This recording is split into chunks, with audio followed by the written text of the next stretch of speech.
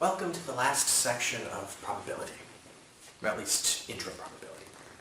Today we want to talk about counting and trees, and mostly I want to just work through a couple of examples, introduce one new symbol, and mainly talk about how to think about things in terms of probability and counting. So let's first talk about the multiplication principle. We already mentioned that independent events, like coins, could be counted by multiplying along the branches of a tree. And I had already drawn a little tree. Let's talk about something a little different. Let's talk about the chance of having boys or girls. And let's just assume that all, for simplicity's sake, that all children are either boys or girls. Gender is not, sex, not gender, I guess is the proper word for that, biological. What's it? So here is two folks, and they have either a male child or a female child. And that's for their first child. And then for their second child, the same thing could happen. And then for their third child, the same thing might happen.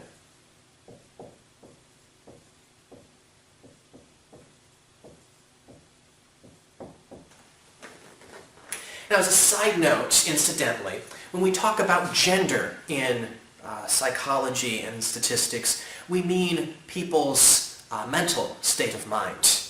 When we talk about sex, we mean physiological DNA aspects. So I'm entirely discussing sex here, perhaps.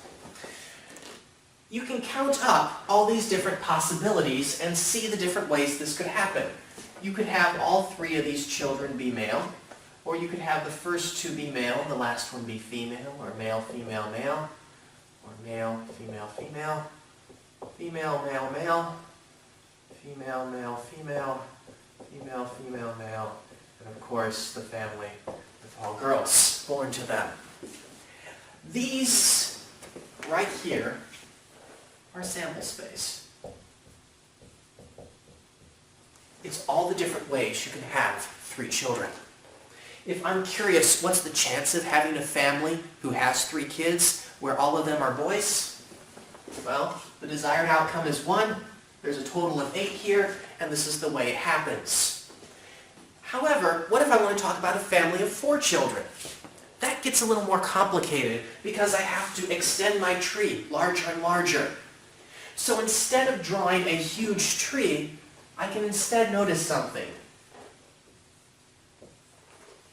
Every time a decision is made, and in statistics and in probability, I say decision even though maybe that's a little bit more random chance than anyone actively deciding, perhaps. Here, there's 2 possibilities, so I label this as 2. At the second child, there's also 2 possibilities. At the third child, there's also 2. And if we multiply these up, 2 times 2 times 2, this gives us 8. This 8 is this 8 right here. It's a multiplication process to decide how many different options there are. Let's look at something besides couples and kids. What if we want to talk about sandwiches? Well, I could probably, as I start to get ready to build my sandwich, have either white or wheat bread. And then maybe I could have an option between, I don't know, American cheese or cheddar cheese. And then maybe I could have either ham, beef, or turkey.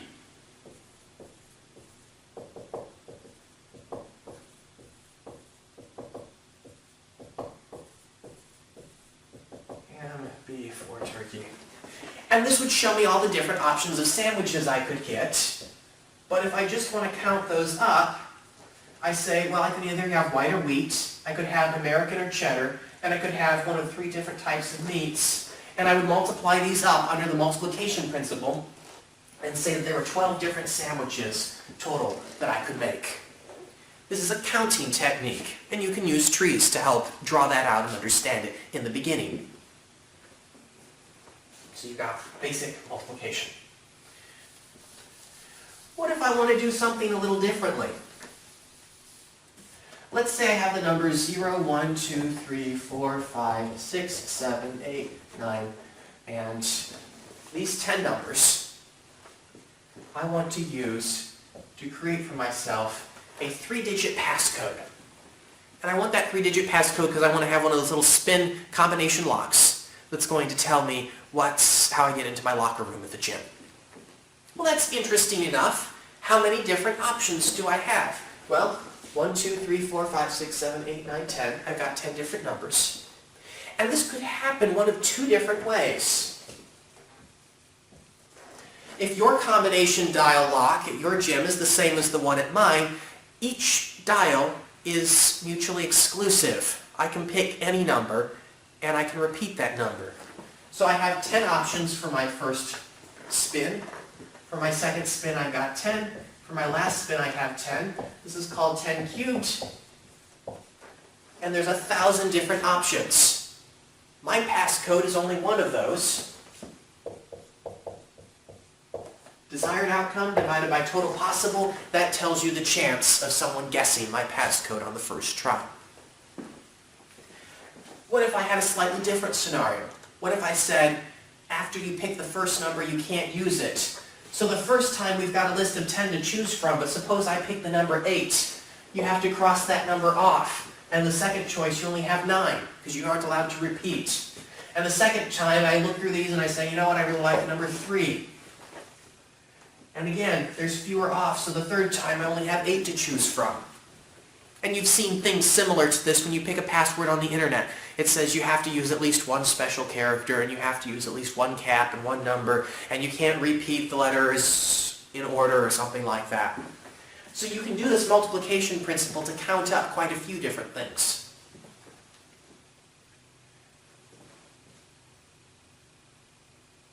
But this process, where I cancel 1 each time, is actually fairly interesting, and we use it often enough that we have a symbol for it. So let's talk about the concept of the word factorial.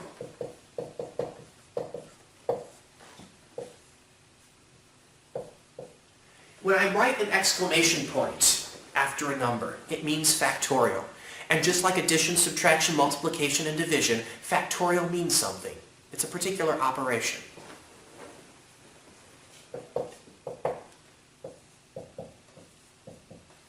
If I write out these first few, I think we'll get a good sense of this. By definition, 0 factorial and 1 factorial equal 1. But it's after that it gets interesting. 2 factorial is 2 times 1.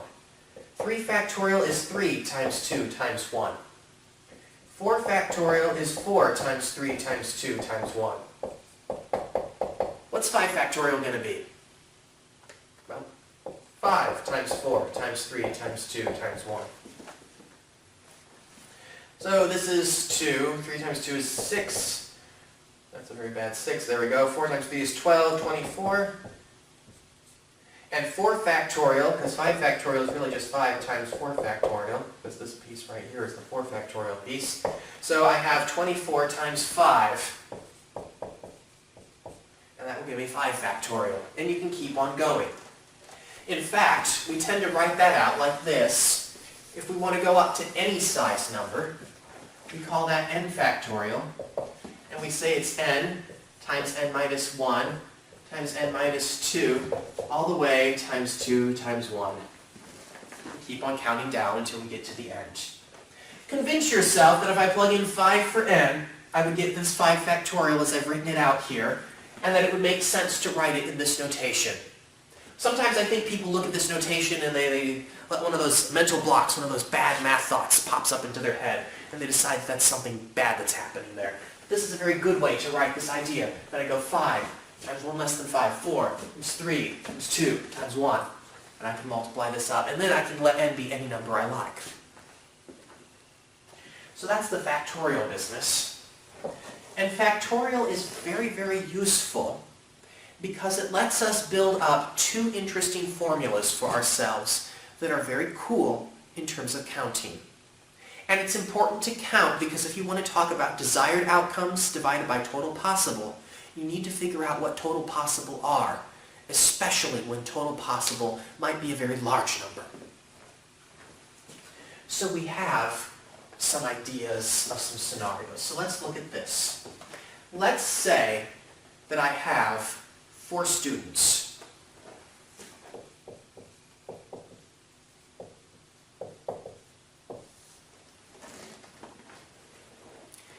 Let's give them names. Mike, Tom, Rebecca, and, oh, I don't know what this last lady's name should be, Rebecca and Sue. These are my 4 students. Let's look at 2 separate scenarios. Let's say out of these 4 students, I want to vote a president, a vice president, and a treasurer. How many different ways can I do that? Keep in mind that we generally think of presidents as having a lot of power and treasurers control the money, so it's going to make a difference whether Tom is president or whether Tom is vice president or if Tom's not on the group at all. Tom might have a very different set of characteristics and goals than Sue. So, as I'm doing this, we have to pick the position of president, vice president, treasurer, and the person who's not picked. About to label that loser, and that seems harsh. Let's just say not picked. How many options do I have for president? Well, I could pick any of the 4. So I've got 4. How many options do I have for vice president? Well, you can't be both.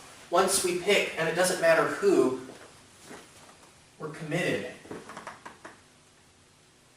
And then, of course, once we pick 2 people, there's only 2 left no matter how we decide to make those choices. We're not running the election yet. We're trying to see what is all the possible outcomes of the election.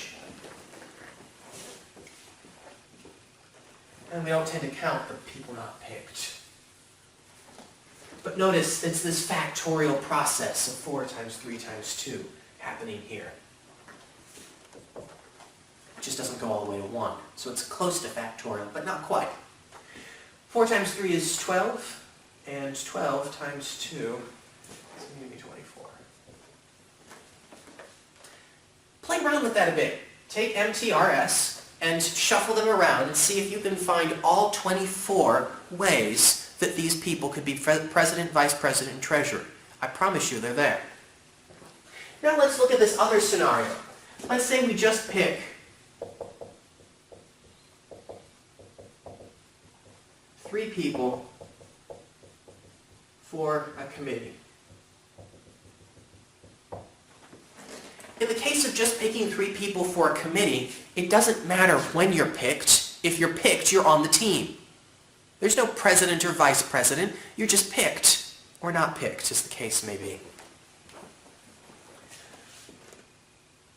For sure, this should be a smaller number than the one on the left, because it doesn't matter if Tom's picked first, or if he's picked second, or if he's picked third. He's still on the committee.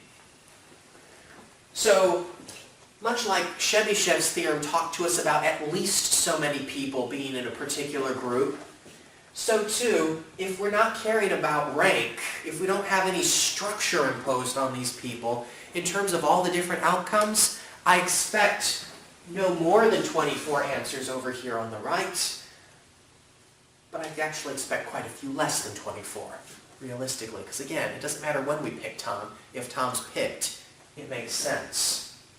Let's draw some things out that would do this. Let's say Tom's picked for president, and then we have Richard and Sue. I think I've just changed all these people's names now. Or we can have Richard, Tom, and Sue. Or we can have Sue, Richard, and Tom. All of these things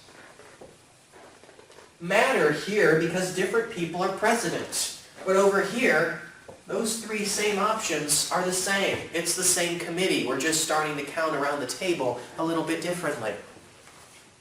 This difference that I'm trying to discuss is the difference between permutation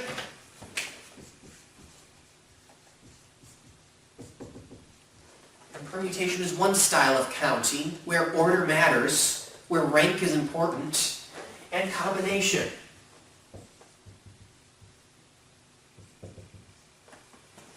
Where order doesn't matter. They're all on level playing ground. So we have two formulas. There's the permutation formula, NPR. There's the combination formula, NCR. It's n factorial and minus r factorial. And this one is going to be a little smaller, so it looks like the permutation formula, but we divide by a little bit more. And because we divide by a little bit more, that means we have fewer options. Anytime you divide by a larger number, you get smaller. 1 divided by 2 is 0.5, 1 divided by 10 is 0.1. Making the divisor bigger makes the whole thing smaller. So these are two formulas, NPR and NCR. And incidentally, if you take a peek on your calculator, you'll find that it has a button right here that does factorial, and then it does permutation and combination, and it can cycle through those and calculate these pretty nicely for you. However, we do have to talk about a couple things that maybe our calculator can't quite cope with because it gets too large. So using these formulas, let's go ahead and get our hands dirty. And let's see how these formulas can be used to calculate these two scenarios.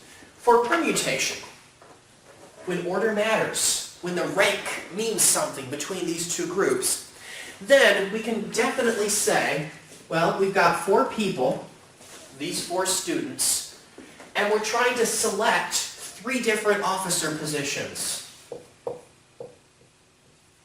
We write this as 4 permute 3.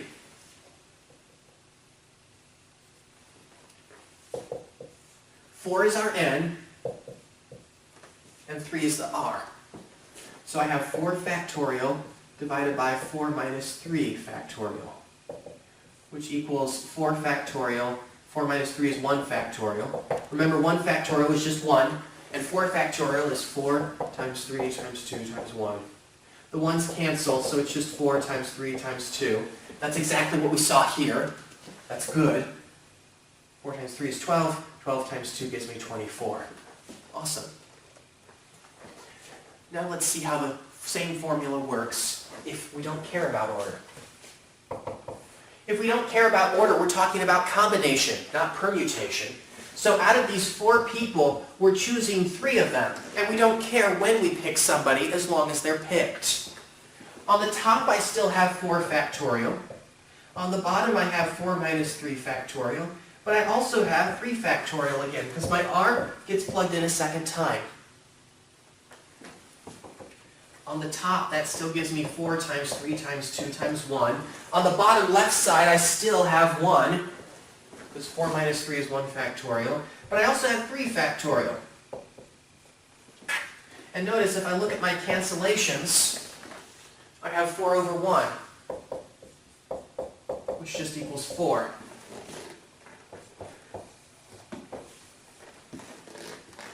If I've got 4 students and I pick 3 of them to be a president, vice president, and treasurer, I have 24 different ways that can happen because the order that you're picked in makes a difference. But if I have 4 students and I just want to pick 3 of them to be on a committee, it doesn't matter when a particular student's picked or not picked. They're either there or they're not, in which case there's only 4 ways that can happen. And so if I'm trying to figure out what's the chance that I become president, well, it's going to be all the different ways that I can become president, divided by 24. What's the chance that I'm picked to be on the committee? Well, it's all the ways I can be on the committee, which is 1 divided by 4. There's a 25% chance that I'm not on the committee. If you're picking 3 people, it's really kind of hard to avoid people, because I could be picked on the committee for a 2nd or 3rd. So, this is permutation, this is combination. Let's look at a couple more examples of this permutation combination business.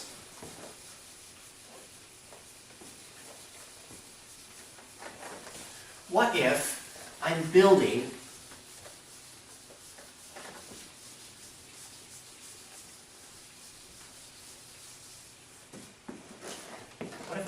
a committee in the Senate. There are 100 people in the Senate, and committees have 4 people, let's say.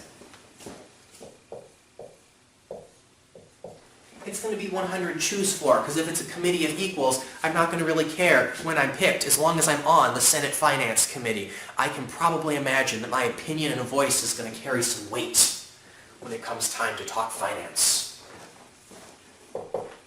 Well, I can go ahead and plug this into my calculator, but let's go ahead and plug it into the formula as well and see how this works. We've got 100 factorial all over 100 minus 3 factorial, excuse me, minus 4, divided by 4 factorial, because that's our combination formula. On the top, I have 100 times 99 times 98 times 97 times 96. All the way down, remember our ellipses, dot, dot, dot, times 3 times 2 times 1. Then here I have 100 minus 4, which we call 96. And here I have 4 factorial, which we know is 4 times 3 times 2 times 1. Notice something. 96 factorial, 4 times 3 times 2 times 1, 100 times 99 times 98 times 97. All of these we call 96 factorial. So I have 97 times 96 factorial, and that means these two cancel. That's how division and fraction cancellation works. That's rather convenient because it means it's a lot easier to calculate if I had to do it by hand. It would be very easy for you to find some numbers to plug into your calculator, even using that permutation or combination button that your calculator would give you a can't solve. It would do that because the calculator isn't clever enough to cancel, and so it would try to multiply the top number, and it would get something too big that would overrun the memory and fry it. It won't really fry it, but it will temporarily fry it until you get reset. I can do some more cancellation. I happen to know that 4 can be divided into 100, and I'm left with 25, because 25 times 4 is 100. I imagine that 2 should be able to divide 98 pretty well. Let me see what 98 divided by 2 is. 49. And I imagine that 99 divided by 3 leaves me with 33. So the actual numbers I have to multiply are just 25 times 33 times 49 times 97, and I will get my answer. 25 times 33 times 49 times 97 gives me quite a few. 3, 9, 2, 1, 2, 2, 5.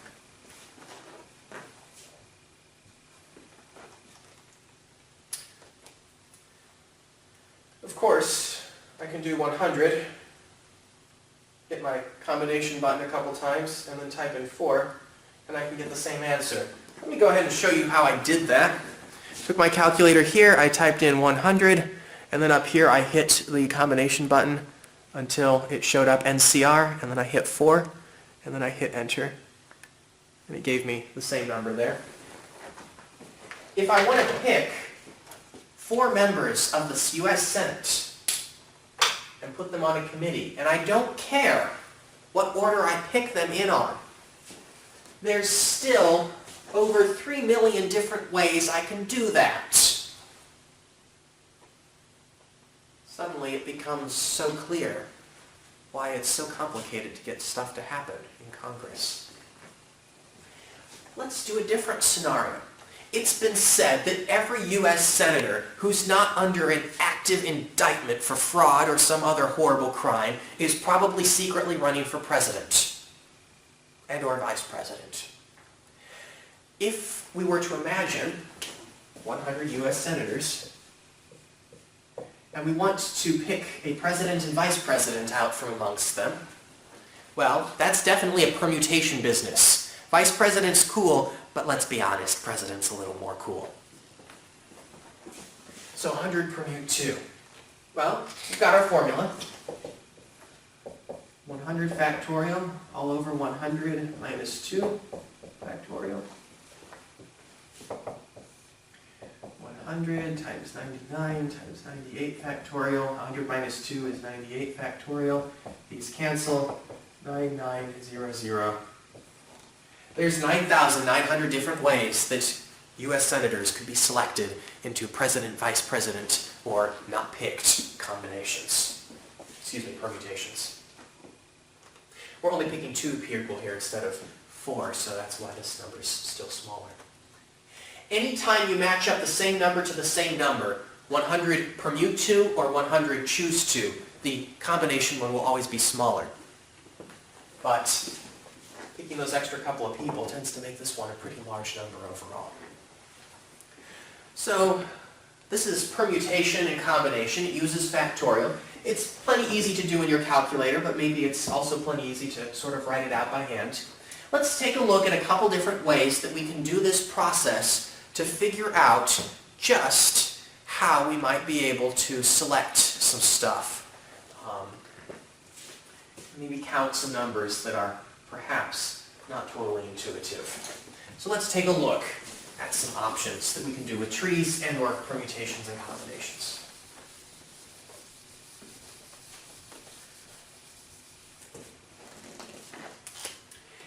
It's said in the United States that by the time you get to a jury trial, there's over a 92% chance that any single juror will look at somebody and decide they're guilty.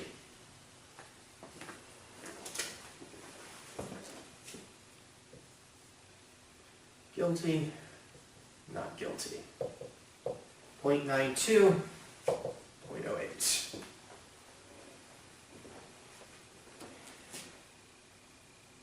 Why is that the case? Well, you say, well, the police have already arrested someone.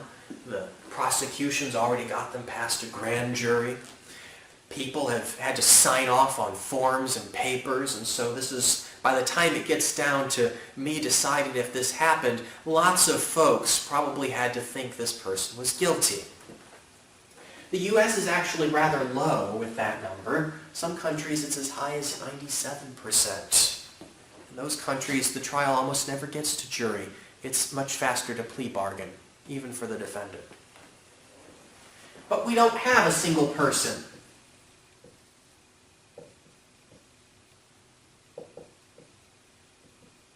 Do we? We've got 12. And in fact, in most strong criminal trials, you've got to get all 12 of those people to agree, otherwise you start to have something called a hung jury. You can chain this process up, 1, 2, 3. You keep on going. You have to go all the way to the 12th spot. And that makes it a little bit complicated to get an actual guilty plea out of somebody. Let's look at something maybe that's not quite as large as 12, because I'm afraid I'm going to run out of board space here. Let's take a look at this. I claim that mathematics builds on itself. It's one of the reasons why it forces us to get our hands dirty in so many of the calculations. Let's suppose that to do well in statistics, you need to do well in Chapter 1. Well and not well. And then you need to do the same thing in Chapter 2. The same thing in Chapter 3.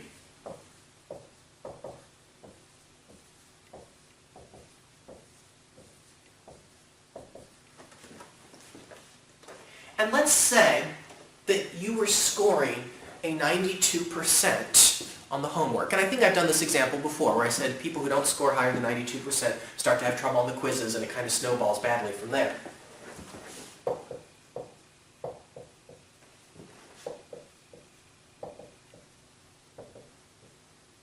don't know if that's the same things I want. So let's take a look at this.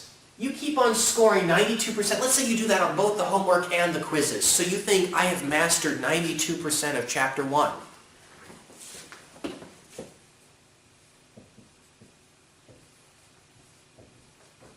And let's say you repeat that performance on Chapter 2. Chapter 2.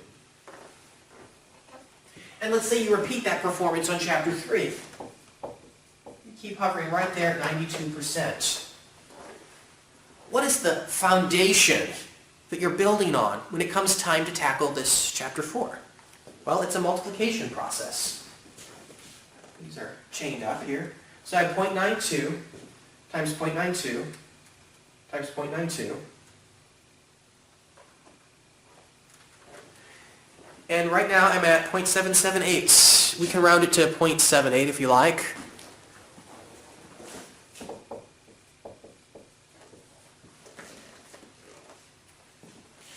That's why it's so vital to go back and review. Because if you don't go back and review, you're probably capping yourself at 92% for each of these sections. And that means that as you move forward, eventually you're going to hit the wall. Just like a runner in a marathon tends to eventually hit some spot where it's like, okay, we have to dig deep and find some energy to get past this. So too, in mathematics, if you're not going back and revising all the time, I tend to find that eventually you hit a wall, and that wall doesn't happen too far from here, because sometime around about right at midterm, we've hit chapter 5 or 6, and I don't know, let's take a look. Let's say we hit chapter 5. Notice these are exponents. 0.92 times 0.92 times 0.92, that's 0.92 cubed. So let's say we get all the way up to chapter 5, 0.92 raised to the 5th power. You can do that on your calculator. I'm getting 0.659, so 0.66. 0.92 raised to the 5th. It's after the midterm. Plus with spring break hitting, what happens is people take the midterm, they have trouble with it, and they say, I've been doing so well in the course up until then. And then they take the midterm and things go badly, and then spring break happens and you go away for a week. And that's when I usually start to get mystery students on my roster. They're there, but I haven't seen them anymore. Going back and reviewing suddenly makes sense if you think about it from a mathematical perspective, because you're like, oh, it's not enough to be at 92%. We've got to come back here and eventually raise this understanding up to 100%. That way it's 1.0. And then this one also is 1.0. And that way we just have 0.92 times 1 times 1, and that just stays 0.92. And you stay at that high level of understanding. So tree diagrams, permutation and combination. Let me say a couple things about permutation and combination. Take a look in your book. Look at some of the exercises that compare and contrast permutation versus combination. That's a good thing to do. Get comfortable deciding which is which and why. But let me tell you this as a warning. If they go back to that example of the lock in the gym, you know what that lock's called. It's called a combination lock. And yet, the way we calculate that is very much a permutation scenario because order matters. If my password is 123 and I enter 321, that lock's not going to open. So I think that maybe the first locksmith didn't consult a statistician when they invented combination locks because it's not really connected that well there. I think that wraps up this section